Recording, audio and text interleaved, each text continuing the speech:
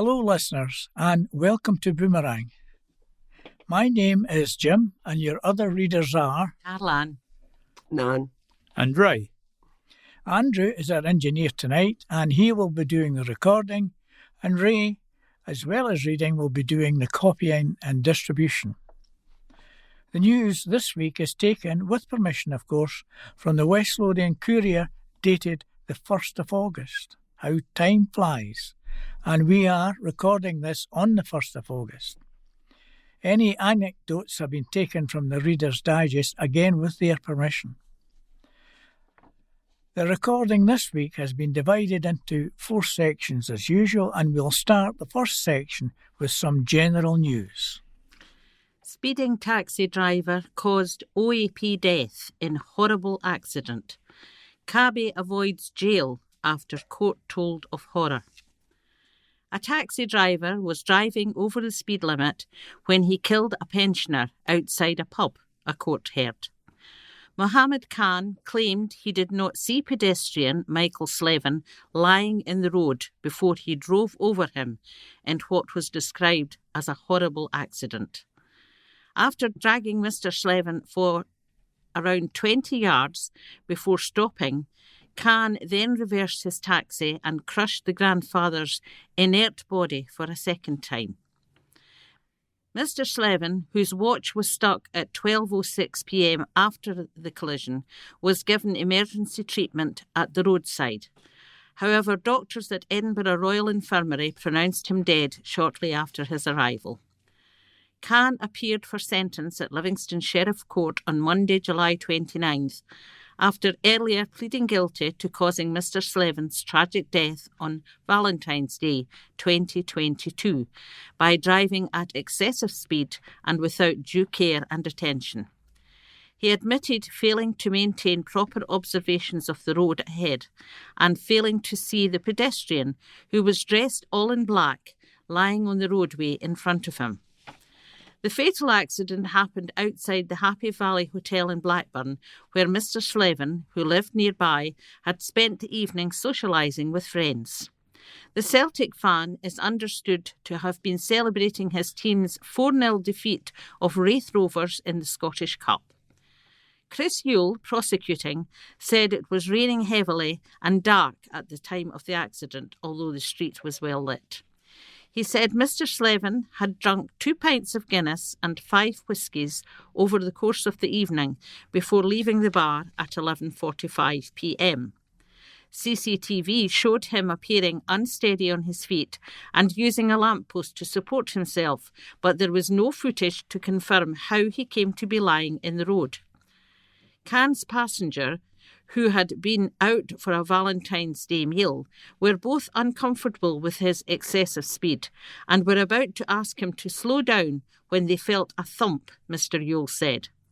The accused got out of the taxi, then reversed it slowly before getting out again to look underneath the vehicle, saying he thought he had hit someone. The fiscal added, both passengers looked under the vehicle and saw a person lying there. Both they and the accused were startled. The emergency services were called and the taxi was lifted off Mr. Slevin so he could be moved. He had suffered significant and likely fatal injuries and was also in cardiac arrest. Forensic accident investigators found damage to the front of the taxi and body matter, hair, were on the near side subframe consistent with having struck a person lying on the road. They found no evidence of tyre marks on the road, which indicated that Khan had not applied the brakes, and a review of evidence calculated he had been travelling at 36 miles per hour at the time of the impact. Defence counsel Simon Gilbride said that Khan was a first offender with no previous convictions and a clean driving licence. He said being the cause of Mr. Slevin's death weighed heavily on his client, who had asked him to convey to the deceased family his sincere remorse for their loss. He added, he describes it as a horrible accident and it must have been very distressing for all who witnessed it. It's clear that this had had a profound effect on him, and he's been clear throughout that he's deeply sorry for what took place. He's unable to sleep at night due to experiencing flashbacks and nightmares, and hearing about it again had a profound effect on him, causing panic attacks and anxiety. Passing sentence, Sheriff Susan Craig told Khan that no blame for the accident could be attached to Mr. Slevin. She said the fact that the accused was a professional driver was an aggravating factor, as was the fact that his victim was a vulnerable road user. She told the accused, "While he was lying on the roadway, you drove over him and then reversed back over him. He was a pedestrian and vulnerable. It's clear that from the outset of this matter, you have exhibited remorse, and that understandable given a tragedy of this nature." She imposed a maximum tariff community sentence on Khan as a driver, alternative to prison, electronically tagging him for 12 months on a 7 p.m. to 7 a.m. curfew and ordering him to carry out 300 hours of unpaid work within 6 months. In addition, she banned him from driving for 32 months and told him he would remain disqualified until he sat and passed the extended test of competence to drive. Cinnabon opening is big hit with shoppers. Shoppers turned up in their droves and travelled for miles to get their hands on the world-famous bonds at the opening of Cinnabon's first ever Scottish site at the Centre Livingston, with queues starting almost 2 hours before it opened. The company, which started out in Seattle in 1985, has branches in over 48 countries around the world, and now Scotland at one of the country's largest shopping centres, the Centre Livingston, which has over 150 shops, including flannels, rituals and River Island. Fans and those new to Cinnabon travelled from all over the country to get their hands on the tasty treats, which come in a variety of flavours, including the original roll, which is the classic Cinnabon, with Macara cinnamon and signature frosting, Choco Bon and Caramel Pecan Bon. The first customers also received a special tote bag. Patrick Roberts, Centre Director at the Centre Livingston, said, "The opening of the first ever Cinnabon branch in Scotland was a huge success, as people travelled from near and far and queued for up to 2 hours before it opened, with long queues continuing throughout the day to get their favourite bonds.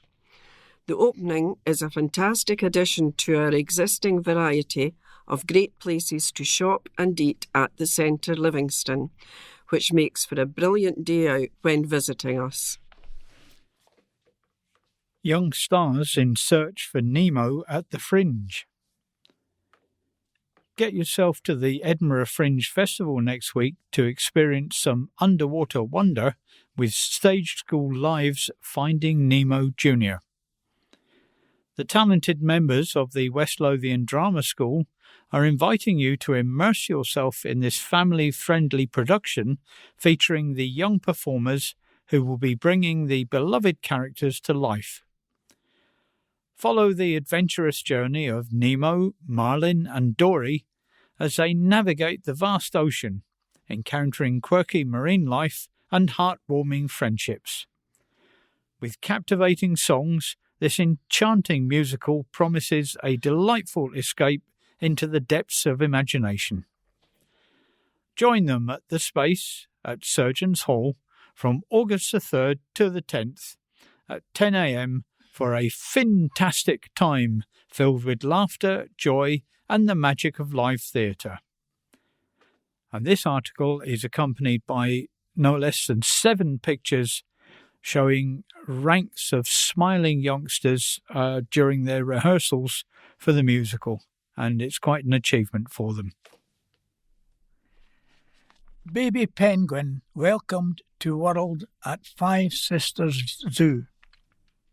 Five Sisters Zoo is helping to ensure the future of a vulnerable species of penguin.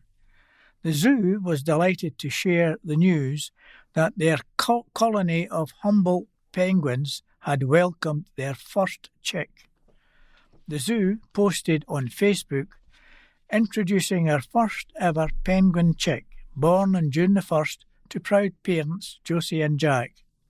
This adorable chick now weighs a healthy 3.2 kilograms. Listed as vulnerable on the IUCN Red List, Humboldt penguins face challenges in the wild such as ocean pollution, nest site disturbances, and diminishing fish stocks due to overfishing. Therefore, maintaining a stable population in zoos is crucial. The post goes on, the chick is now beginning to explore outside of the nest independently, so be sure to keep an eye out next time you visit our Penguin Cove. The colony of Humboldt penguins arrived from Birdworld, Surrey last year, before their brand new enclosure was officially opened to the public. Help and advice for students awaiting SQA exam results. Support and information are available to the tens of thousands of young people across West Lothian eagerly awaiting the outcome of their SQA exams and coursework. Learners will receive the results of their SQA Nationals, Hires, Advanced Hires, National Progression Awards, Skills for Work Awards, National Certificates and Awards on Tuesday, August 6th. On Results Day, SQA will open its candidate advice line at 8 a.m. to answer learners' questions about their certificates. Candidates can also speak to dedicated career advisors on the Skills Development Scotland helpline if they have any questions about their next steps. SQA's free appeals service opens at 9 a.m. on Tuesday, August 6th, and candidates can submit an appeal directly via the SQA website or ask their school, college or training provider to submit one on their behalf. Priority appeals are also available for learners who have a conditional offer for a college or university place or for a training or employment offer. Robin Mackenzie, Liaison Manager for West Lothian at SQA, said, candidates with concerns about their National 5, Higher or Advanced Higher grades can appeal their grade for free. I would encourage anyone considering an appeal to speak to their teacher or lecturer and discuss their options with them first. Candidates should also look out for the Your Results Guide, which will be included alongside their Scottish Qualifications Certificate on Tuesday, August 6th. It can also be viewed now online at www.sqa.org.uk/results. SQA's candidate advice line will be available on Results Day from 8 a.m. to 6 p.m, then Wednesday, August 7th to Friday, August 9th from 8:30 a.m. to 5 p.m. The line can be reached on 0345 279 1000.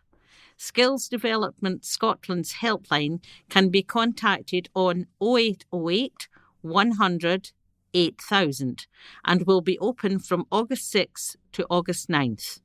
Visit www.sqa.org.uk/results for more information. Public's behaviour overwhelmingly positive at West Lothian's summer galas and festivals.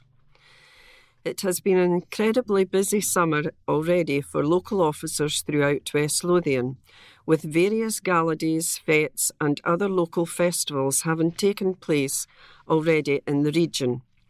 But officers said they are happy to report no major issues or offences arising from any of these celebrations.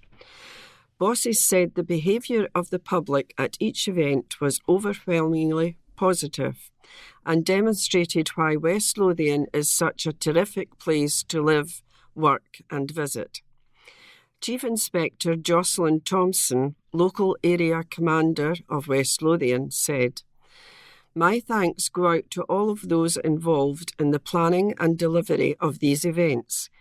Each year, and to the officers who kept a close eye on proceedings while they were taking place.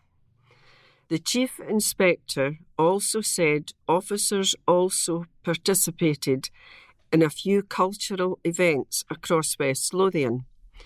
Of note, PC Bell and PC Rosie recently attended the UK Bengali Conference 2024 at Stuart's Melville College, Edinburgh, where they spoke with multiple members of the community. She continued, "The conference covered a multitude of disciplines, including music, art, drama, workshops, food, sport, and panels.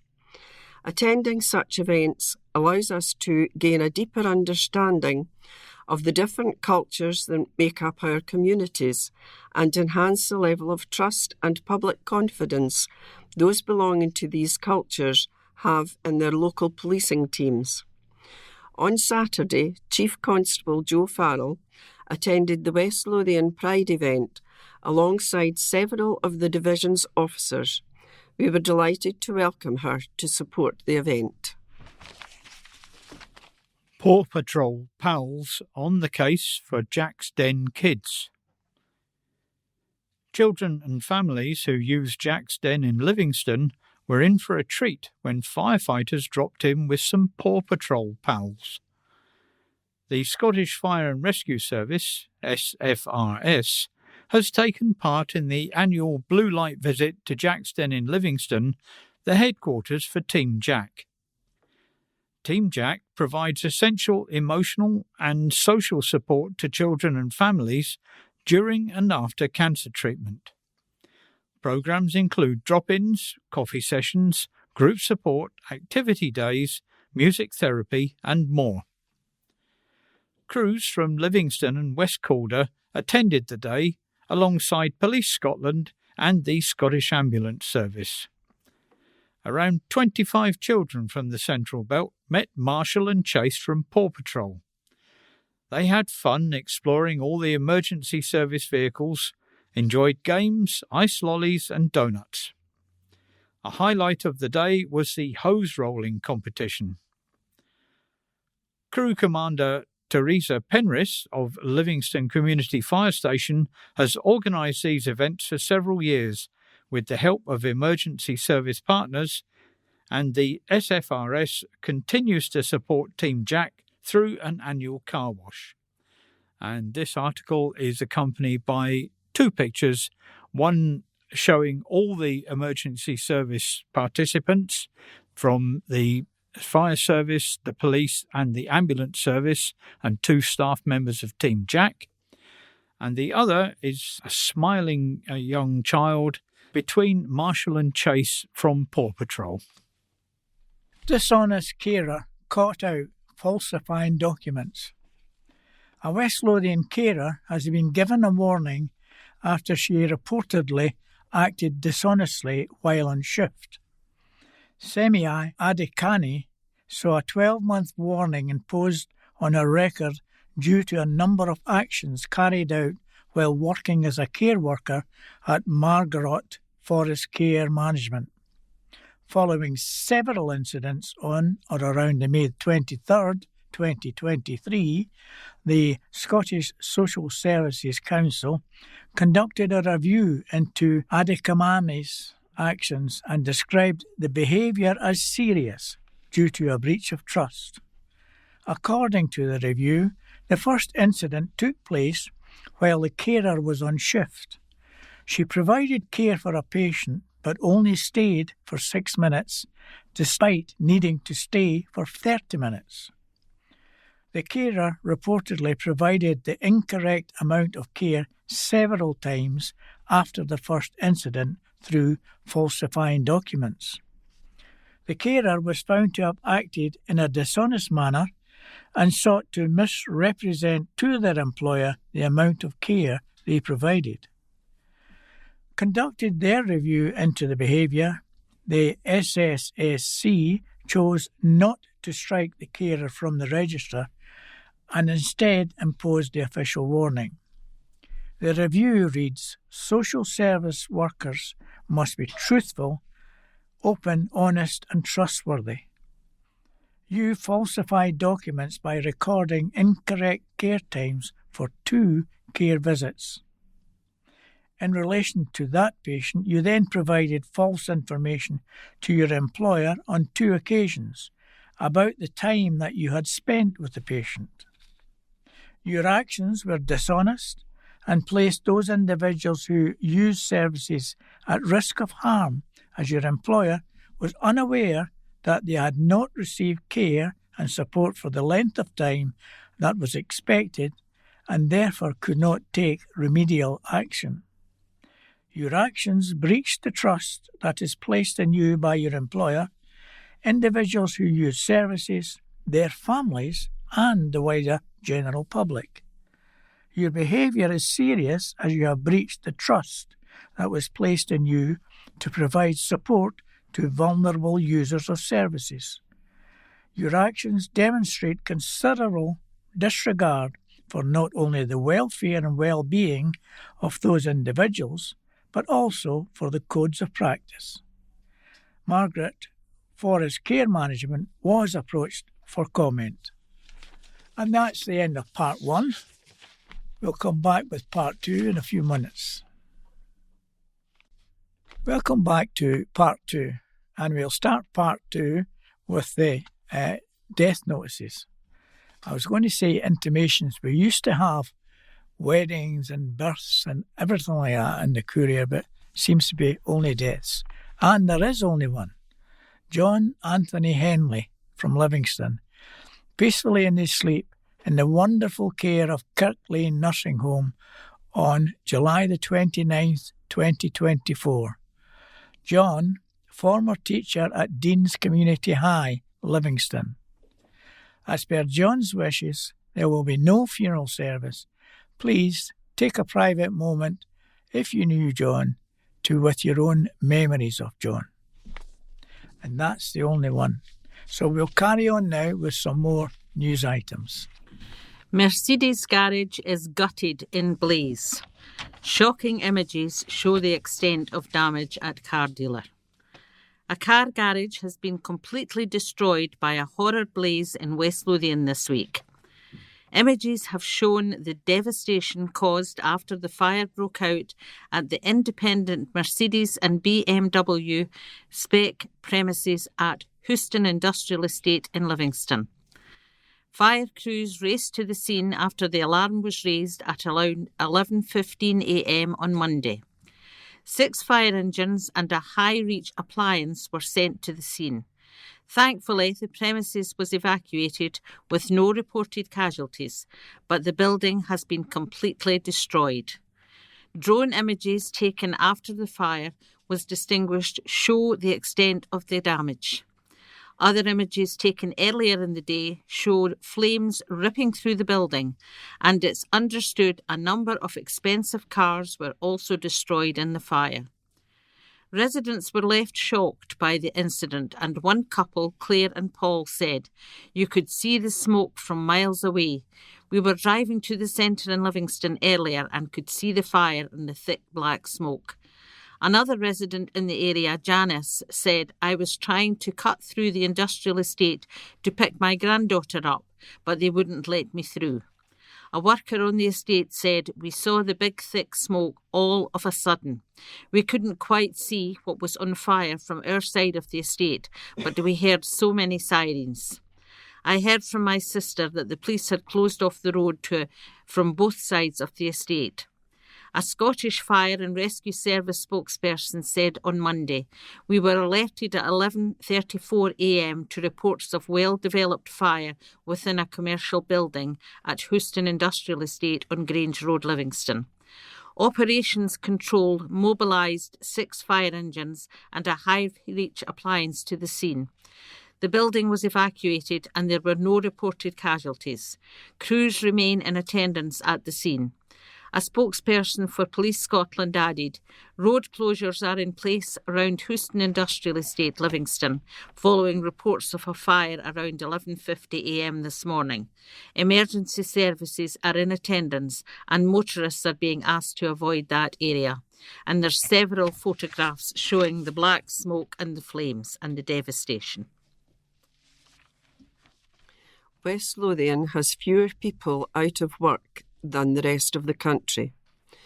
New unemployment figures show West Lothian has fewer people out of work than the rest of the UK. Claimant count for West Lothian is 3,135, 2.6% for June 2024, which is lower than the Scottish rate of 3.1% and the British rate of 4%. UK wage growth has remained strong, with pay growth at 6.4% for the first quarter of this year, its highest level in well over 2 years. Youth unemployment figures for West Lothian in June were 615, 4.4%, close to the Scottish rate of 4.3% and lower than the British rate of 5.1%. Key sectors of services, hospitality and retail, who generally are the largest employers of young people, were the most active in recruitment. However, recruitment has continued to slow over the last few months within both the retail and hospitality sectors. A Department for Work and Pensions spokesperson said, "Helping people achieve financial security through work remains the key focus of our job centre teams. This tailored individual support provides the foundation for people to build a better life for themselves and their family. Job centres continue to work with employers to help fill the vacancies available, which in turn contributes to growing the economy." Step up and get KidsCo open again. Fundraiser after charity targeted. A dearly missed West Lothian social enterprise, forced to close due to vandalism and threats to staff, has thanked members of the public who have raised over £7,000 to help them safely reopen. The KidsCo Bathgate store was forced to close in May over fears for staff safety after workers were spat on and threatened with violence. Bosses said repeated attacks had created an intimidating environment, making it difficult for the team to work in a safe and secure setting. KidsCo set up a fundraising page to pay for various security measures, which has reached over £7,000 of a £15,000 target. More money is needed, so staff has launched the Step Up for KidsCo 100 Miles of Fundraising Challenge. Those taking part will walk around 3.2 miles per day in August to reach the 7,000 steps goal.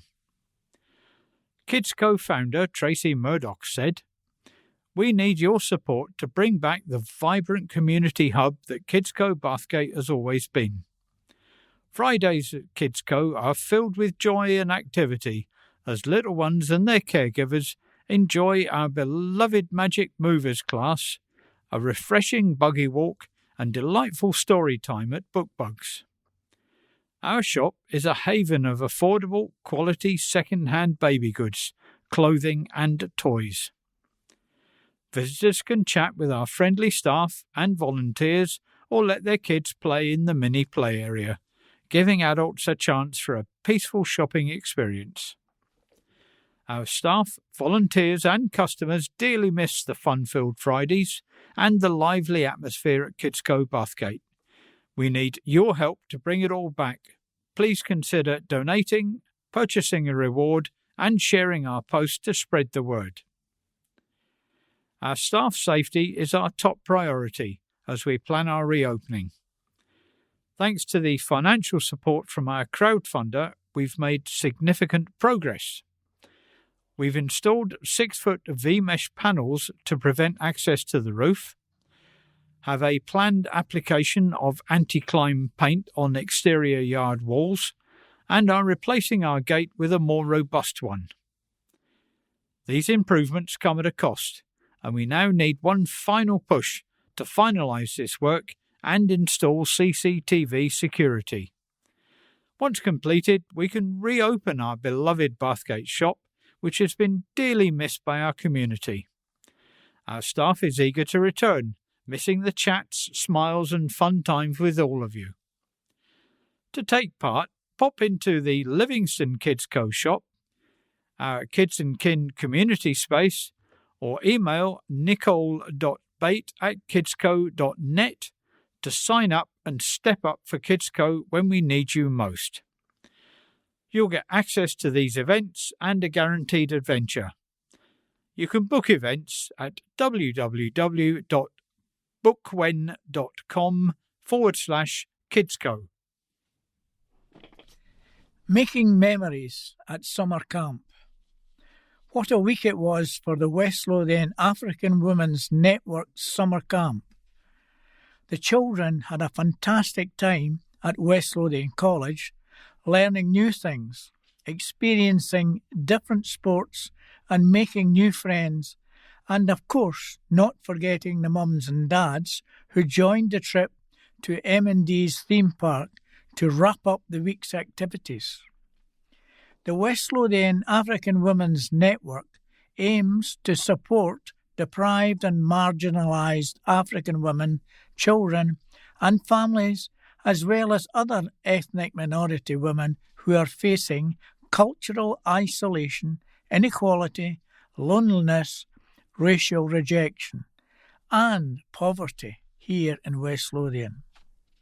A spokesperson for the charity said, "A big thank you to Jackie Galbraith and West Lothian College for hosting the Kids Summer Camp 2024. Special thanks to Jessica Westcoff and the team of student volunteers for their incredible coordination and professionalism. We appreciate the CLD Youth Services Unit of the West Lothian Council for making all possible with the Get Into Summer grant. Thank you for creating such a memorable and enriching experience for the kids." Charity calls for winter fuel plan rethink. Age Scotland is urging the UK Government to reconsider plans to scrap the winter fuel payment for West Lothian pensioners who do not receive pension credit.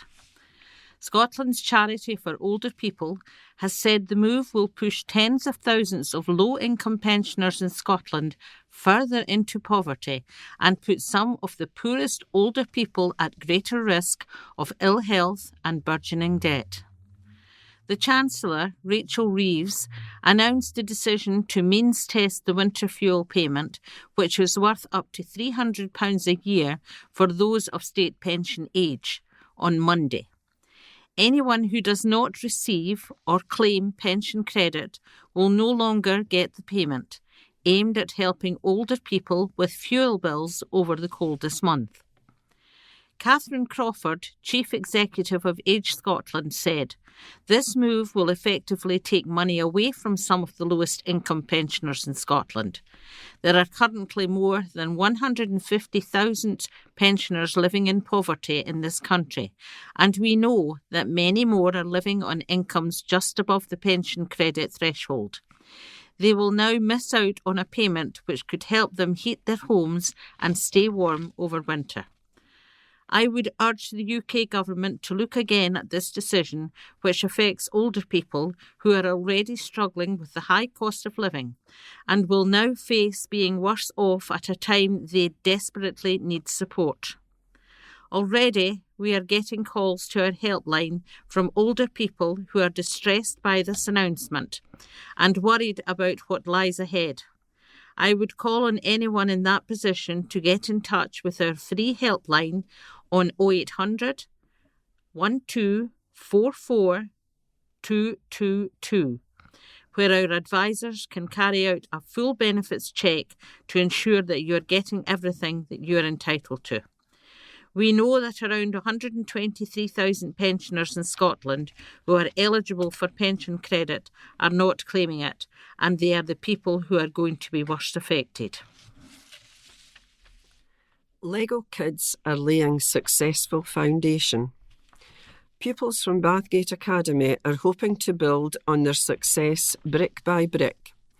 A small group of students from S1 to S5 have been competing in a global competition known as the IET First Lego League. Over the past 5 years, Bathgate Academy has entered at least one team into the First Lego League competition and has been incredibly successful both at the regional and national competitions and also within the classroom when learning new skills and working as a team. The kids have won regional and national trophies. However, it is now getting a little harder as the competition has broadened to include more private schools who have access to more time and funds than Bathgate does. And so to help, they've launched a fundraising page and hope local people will support them. Tracy Bredsky, science teacher at Bathgate Academy, said, "Every year we are at a disadvantage as we need to raise the money to register to compete and borrow the robot needed to complete the challenge. This takes time and we end up with only a few months every year to work in the competition. As we have only one kit, this means that the numbers we can have in the competition are limited too." Tracy said the school has a group of students who are willing to go to local feeder primary schools to get students excited about the competition, and they can continue doing it when they come to secondary school. This means that they will also already have a network of friends, which should make their transition better for them. This year, the students have created a GoFundMe page to pay for the registration of the competition and to attempt to raise money for our own robot kit. But to be able to do the outreach programme, they will need multiple kits, which are over £400 each. To donate, visit www.gofundme.com/F/Lego League competition. Sue is new woman at helm of College Board. Sue Cook has been announced as the new chair of the Board of Management of West Lothian College. Sue replaces Alex Linkston, who retired on the 26th of June 2024 after serving the maximum of 2 4-year terms as chair. Sue Cook has 14 years of experience in the college sector, having served most recently on the board of Edinburgh College. Before that, she was vice chair of West Lothian College for many years. Sue has lived in Livingston for 25 years, and her children went to Bells Quarry Primary and James Young High School. She was regional chair of the Prince's Trust for West Lothian for 15 years, helping many young people start in business. Demonstrating her commitment to supporting the wider community in West Lothian, Sue serves as a Justice of the Peace and chairs 2 charities. One is Courage Together, which supports the minority ethnic community in Scotland. The other is the Scheme Livingston, which supports people impacted by drugs. Sue said, "I'm deeply honoured to be appointed as the chair of West Lothian College. Colleges play a crucial role in transforming lives by providing opportunities for education and personal growth, and I have witnessed this impact firsthand. West Lothian College has a supportive and innovative learning environment that continually makes a positive difference in our community, and I'm excited to be working with staff, students and board members to ensure our continued success." Jackie Galbraith, Principal of West Lothian College, welcomed the news of Sue's appointment. She added, "I'm delighted that Sue has been appointed as Chair of West Lothian College." Hospital versus Airport as teams face off in charity match. Teams from Edinburgh Airport and Edinburgh Children's Hospital Charity recently met in an epic clash to determine the winner of our inaugural Charity Cup. Generously hosted by Broxburn Athletic Football Club, The first football match against Edinburgh Airport's charity partner ECHC was a roaring success. The charity has helped hundreds of West Lothian kids who have been treated at the hospital. Edinburgh Airport went head-to-head against a team of doctors, nurses and hospital support staff from the Royal Children's Hospital. The level of football played was incredibly impressive and saw end-to-end play throughout the full 90 minutes. It was a close match with both teams staying in touch and equalising at pivotal moments throughout. However, in the dying minutes, ECHC managed to score a vital goal which brought the closing score to 4-3 for the hospital team. Off the pitch, there was plenty of fun to be had with Jolly's Fun Fair providing some rides and entertainment for the kids. ECHC also turned out in force to provide event volunteers, a tombola and to fundraise. Although the score might have been disappointing for somebody, the fundraising didn't. Over £2,505 was raised, a wonderful result that will do a huge amount in supporting ECHC's mission to help children and families in their most stressful moments. A huge thank you to everybody involved, Broxburn Athletic Football Club, Jolly's Fun Fairs and St Andrews First Aid. And there's a picture of the teams, and I've counted them up, and there seem to have been 17 on one side and 18 on the other. Maybe they weren't all playing at the same time. That's the end of part 2. We'll be back with part 3 very shortly. Welcome back to part 3, which is our usual quiz, the layout of which is now 10 pub-type quiz questions. Question 1. What is the administrative centre of Hertfordshire? Hemel Hempstead, Watford or Hertford? Question 2. Which Queen of England was the daughter of Henry VIII and Catherine of Aragon? Mary I, Anne or Elizabeth I? Number 3. Which British novelist wrote Room at the Top and Life at the Top? Was it John le Carré, John Brain or John Osborne? Number 4.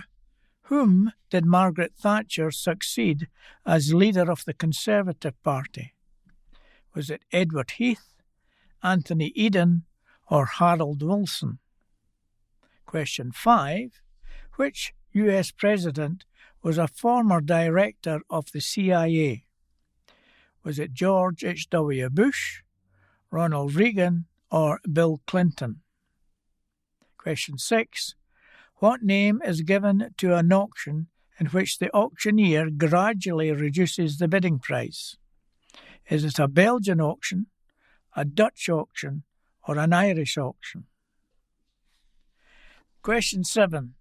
From which poisonous plant is the drug atropine derived?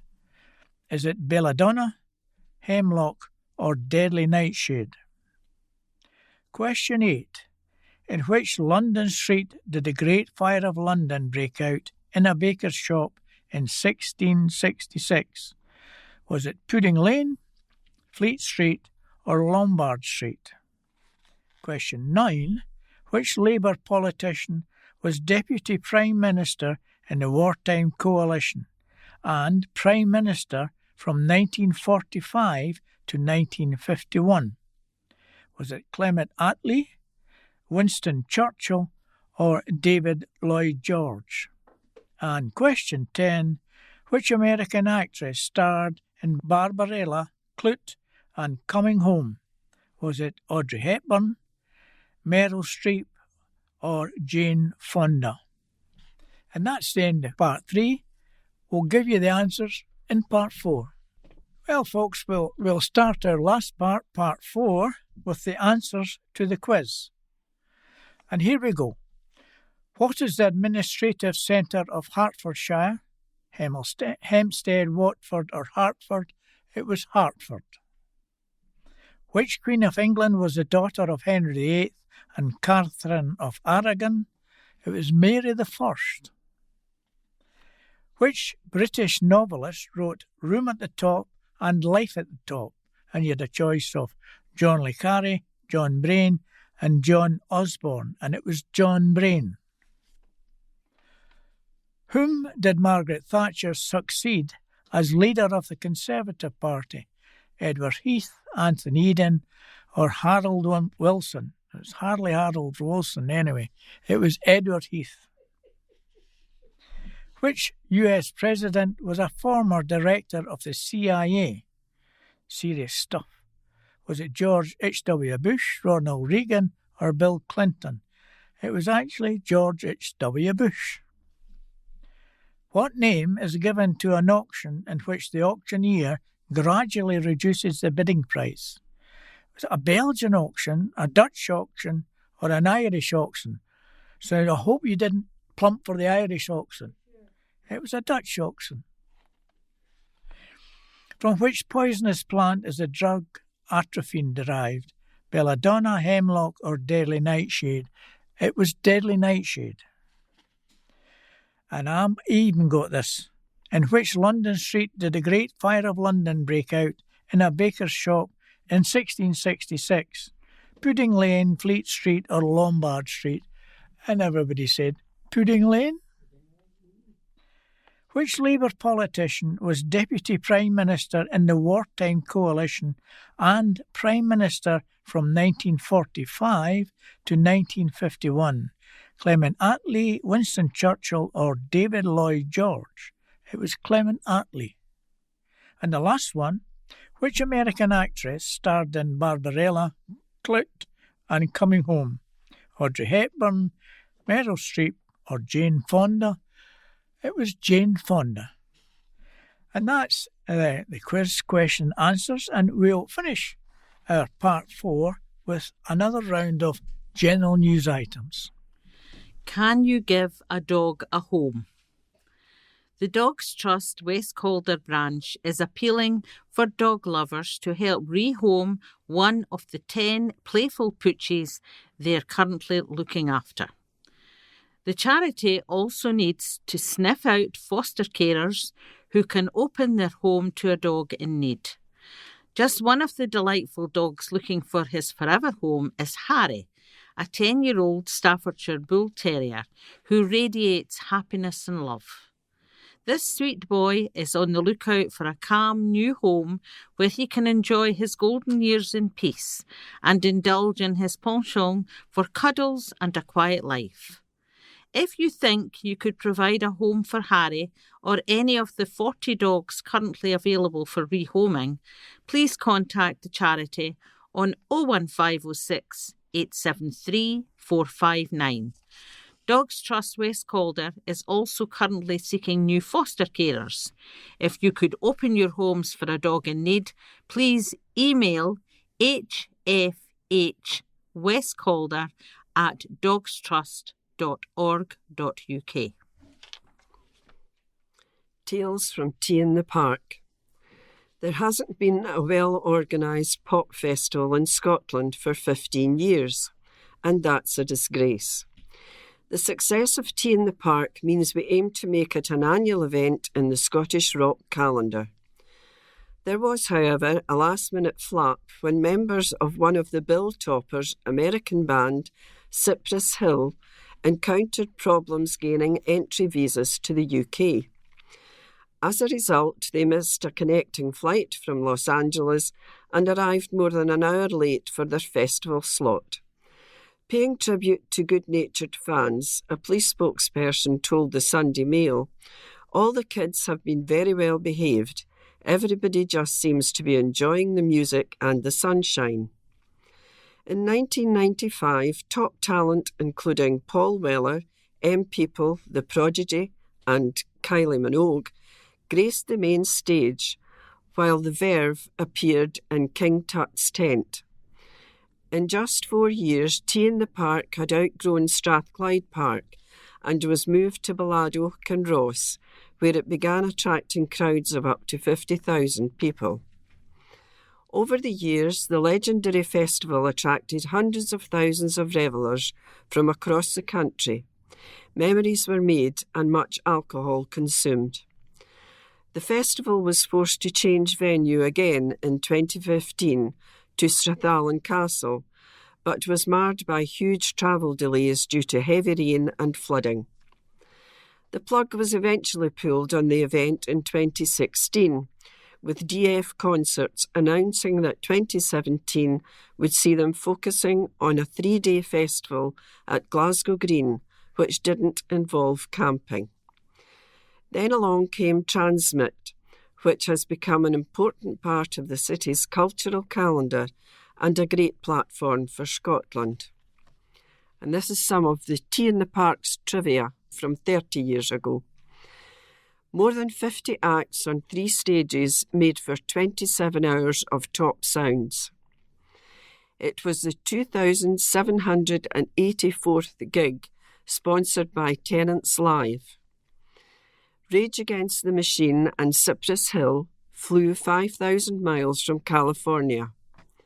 Spies visited Glastonbury to ensure the Lanarkshire Festival had a superior selection of food.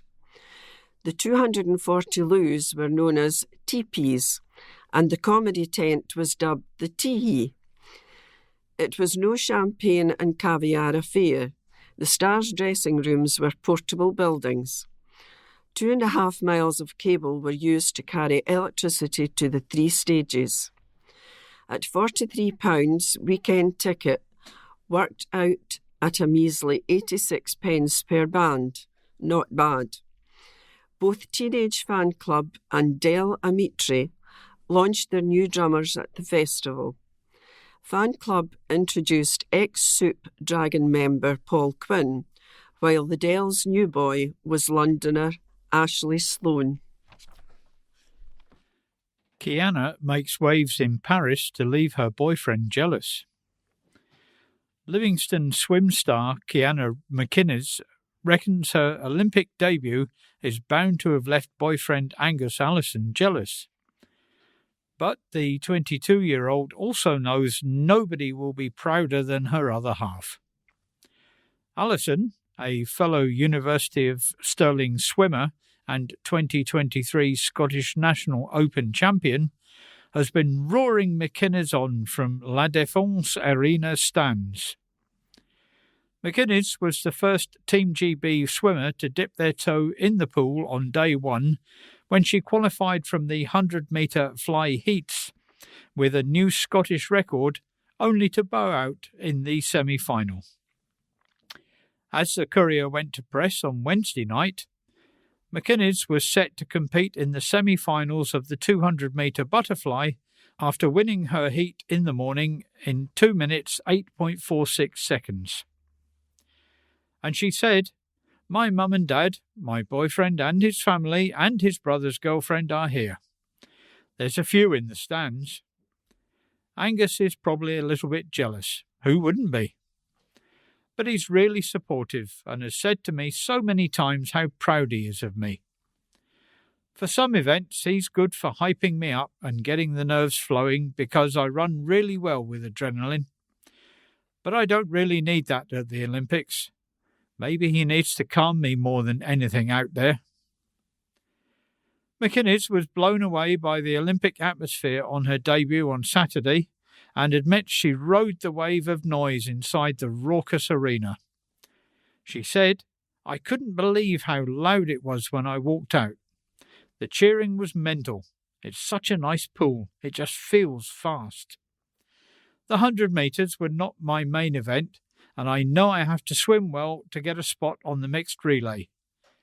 But there's not too much pressure other than that. I just want to see how quick I can go."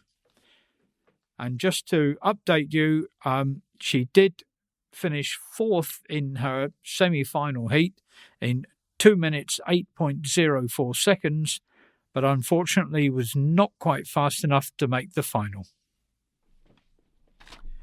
Cup exit hits Livy in the pocket.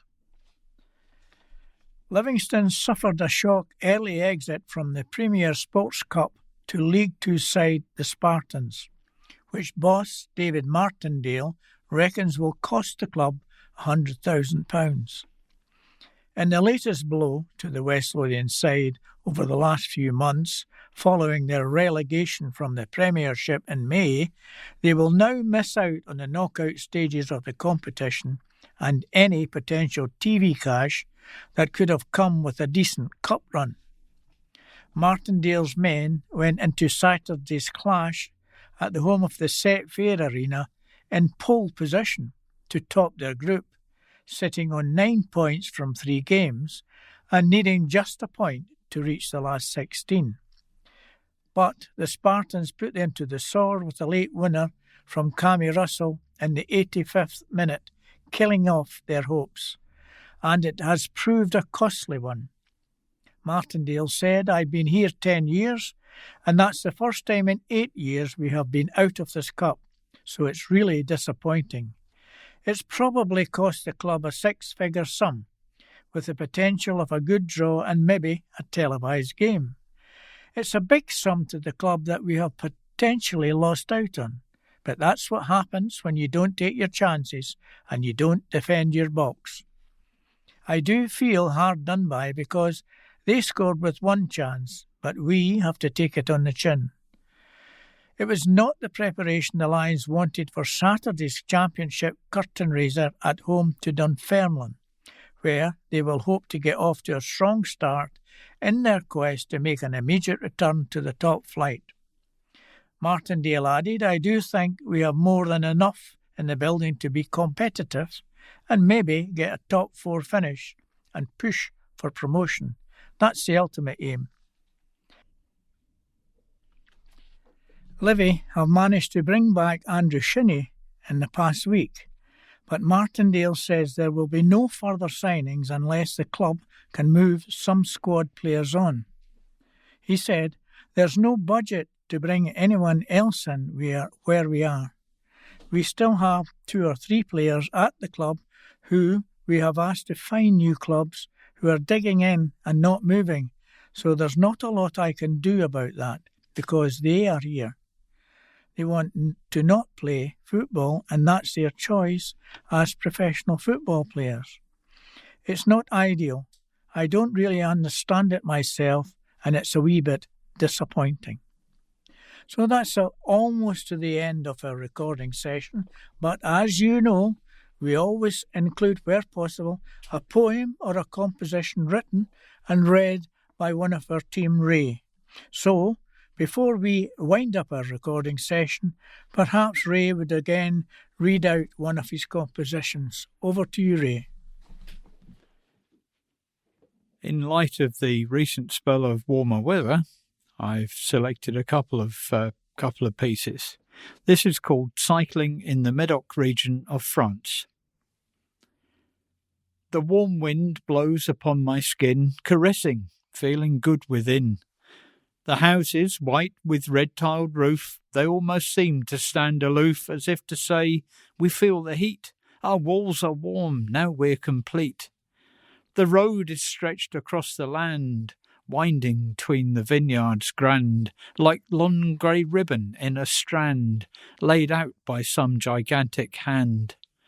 The rows of vines so neat and straight, the branches laden with the weight of grapes, now formed and filling fast, with unique taste that's unsurpassed.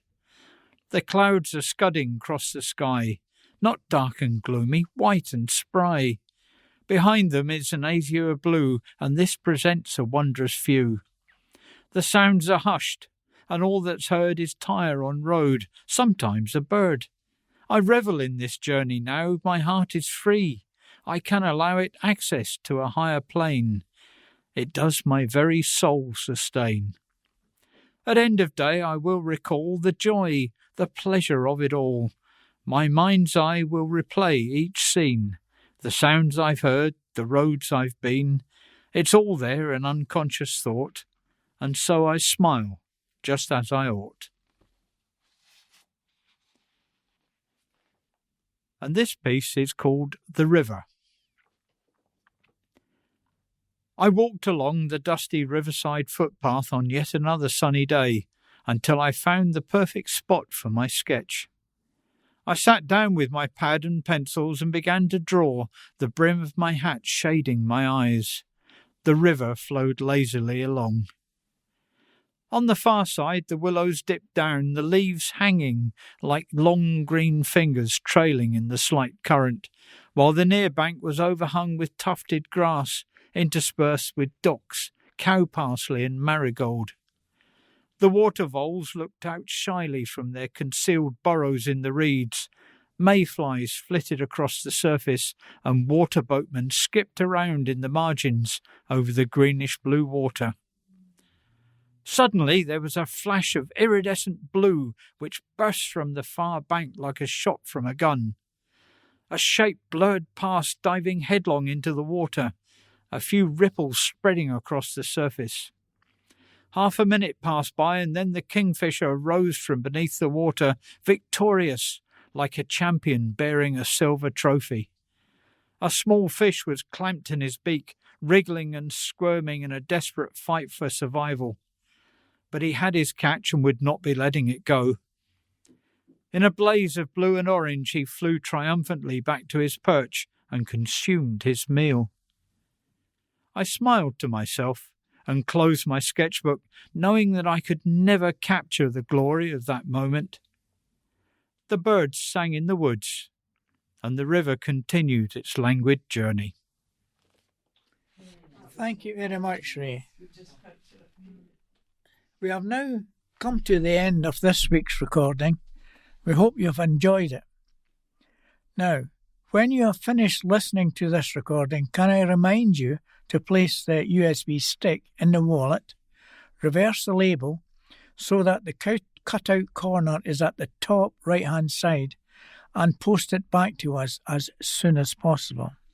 Remember, wallets should only be posted in a post box. Do not post them in a post office. So, it's goodbye from the members of our team. From Caroline, Nan, Ray. And from Andrew, our engineer, Ray, our distributor, and from me, Jim. Goodbye. goodbye. bye.